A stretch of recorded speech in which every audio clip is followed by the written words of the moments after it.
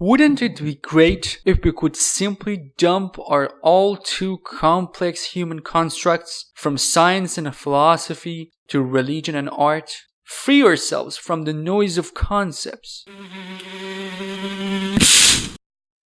and simply be present in the here and now, in direct contact with the world, to live in the moment without any intellectual burden. It sounds awesome. If this setup works, we could throw away all of our fancy philosophical questions too. What is the world we are living in? What is valuable? Where did we come from? What are we here to contribute? Plastic assholes. And hey, I'm game too. I wouldn't mind erasing a bunch of phony, pipe-smoking philosophers from the history of mankind. Before getting too excited though, let's get a better grasp of what is happening here. A setup, the combo of our value standard and worldview, gives structure and meaning to our lives.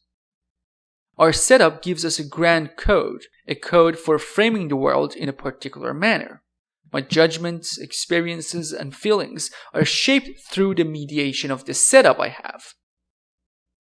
We can understand this process better if we look at its everyday counterpart.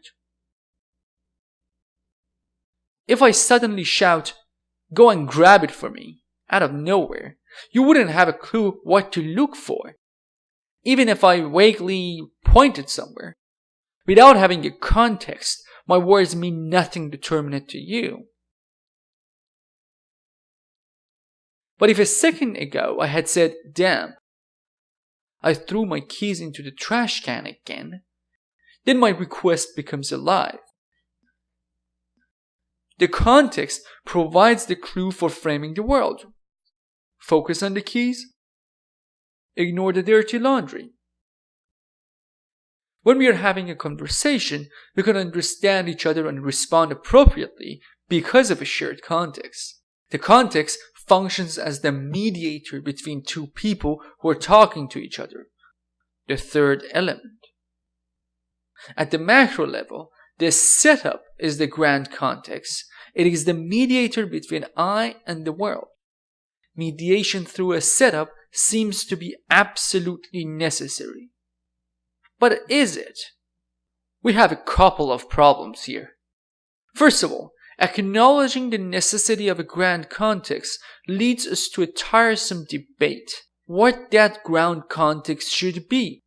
Hedonism and Christianity offer drastically different, contradictory contexts. Second, having a middleman sucks. It feels like whenever I want to talk to my lover, I have to call an old bald man, and he's gonna talk to her, then call me back to tell me what she said, and vice versa. Why not trying to ditch the dude and get in touch directly? Third, actively imposing a grand context has the danger of distorting the truth. How could I know I'm getting things right if there is always something between me and the world? Something obstructing my way to the truth. The battle here is between mediation and immediacy. Indirect and direct relationship with the world. We should first try out an anti-mediation setup before giving in to any mediatory process. This setup, unlike others, doesn't offer any grand context of any kind, but gets rid of the middleman altogether. Eliminates our unnecessary active intervention, honors passive reception of the world, and removes anything that obstructs our immediate relationship with the world. Through this immediacy, we are freely present in the world. In fact, your hot yoga instructor, with her Apple Watch, Lululemon pants, and Sephora eyeshadow, is not the only one inviting you to let go of the barriers between yourself and the world. Fellows such as Rousseau and Gauguin also warn us that the excessive insertion of suppressive mediators in the name of culture and morality kills the possibility of a direct, honest, and clear relationship with ourselves and the world. Suppressive role of culture as a powerful mediator towards something as fundamental as our sexual character is a good example here. Taking this logic to the extreme, we can see why getting rid of mediation in whatever disguise is desirable.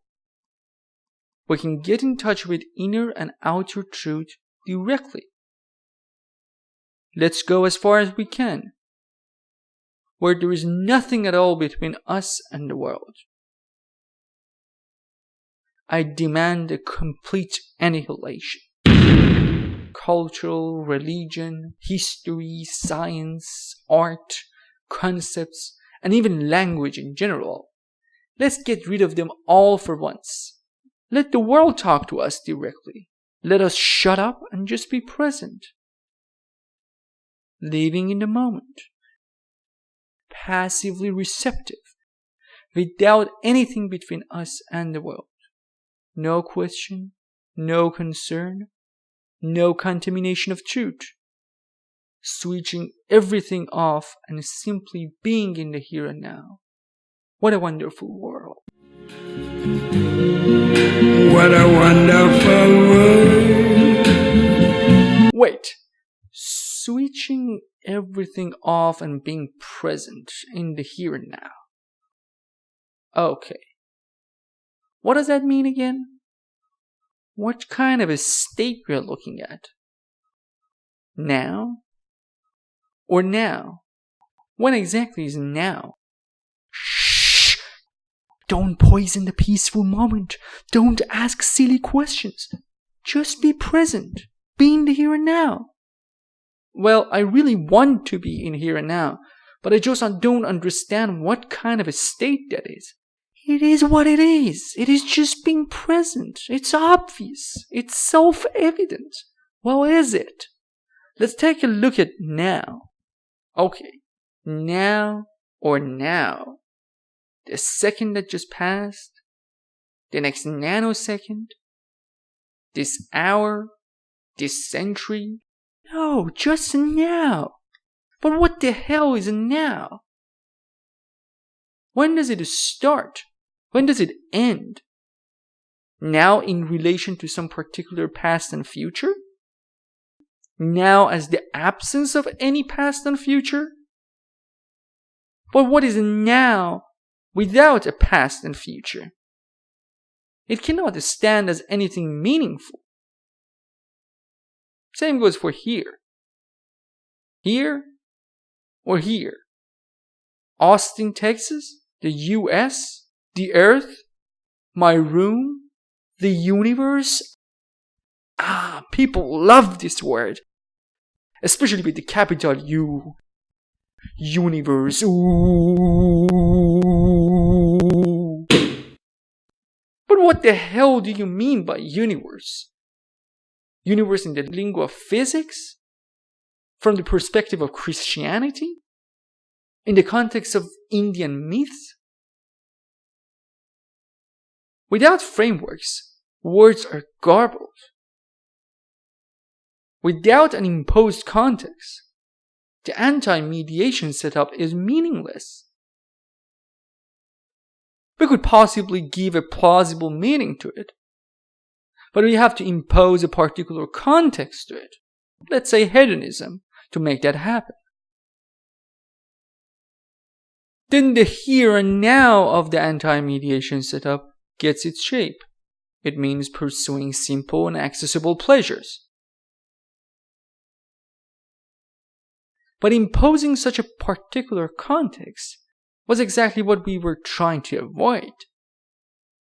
Hedonism is a mediated setup with its own principles and presuppositions. Its validity is far from being self-evident and therefore up for criticism. We were looking for a crystal clear setup, standing outside all of such debates. It was supposed to be context independent and self-evident, but we find ourselves in a nasty loop trying to get rid of mediated setups, we take refuge in the anti-mediation setup. But to make sense of the anti-mediation setup, we have to use a mediated setup, like hedonism or Christianity. The anti-mediation setup could mean anything, so it means nothing. Pointing at everything means pointing at nothing. Imagine a made-up world, say Django. That means everything. Not everything. Everything. Sherlock Holmes, hot underwear contest, Pepsi Man, panhandling, mansplaining, Napoleon, etc. But a word that means everything doesn't mean anything. Meaning needs some sort of exclusion, some sort of a boundary, no matter how flexible that boundary is. That's the paradox of the anti-mediation setup. To make sense, it needs a limitation. For limitation, it needs some sort of framing. But if framing gets involved, it can't be an anti-mediation setup anymore. And no, you can't save this by saying it is essentially unexplainable and put the matter in the hands of pure faith, an isolated island outside the realm of meaning. Because if you prohibit any means of explanation, then how could you differentiate the right and wrong ways of being in the here and now? Whether this is the promised land of here and now, or its dumpster, faith here is just a cover for an empty shell. At least once in your life, someone must have told you to live in the moment. Well, that's just the everyday representative of the anti-mediation setup. Whenever someone tells you that, it is supposed to, first, blow your mind, and then somehow free you from worries of any kind. Just like the anti-mediation setup, the goal is to jump to a state of mind, living in the moment, that doesn't let in any intellectual barriers. Life is short, so if we could get rid of our unnecessary concerns and live our lives in the flow of the present, then everything would be great. The wisdom of live in the moment is to remind the listener that you are going to die. So don't waste your time with unnecessary worries. The offered value standard seems to be just this: letting go of unworthy concerns from the past and for the future. But just like the case discussed earlier, the problem begins when we realize it is not possible to switch off everything and expect to land in any meaningful state. No mediation, no meaning. No concern, you die. Drink some bleach to the health of your love, and we will see how many moments you will have to live in. So to be able to live in the moment, one has to maintain life first, and that needs some planning and concerns.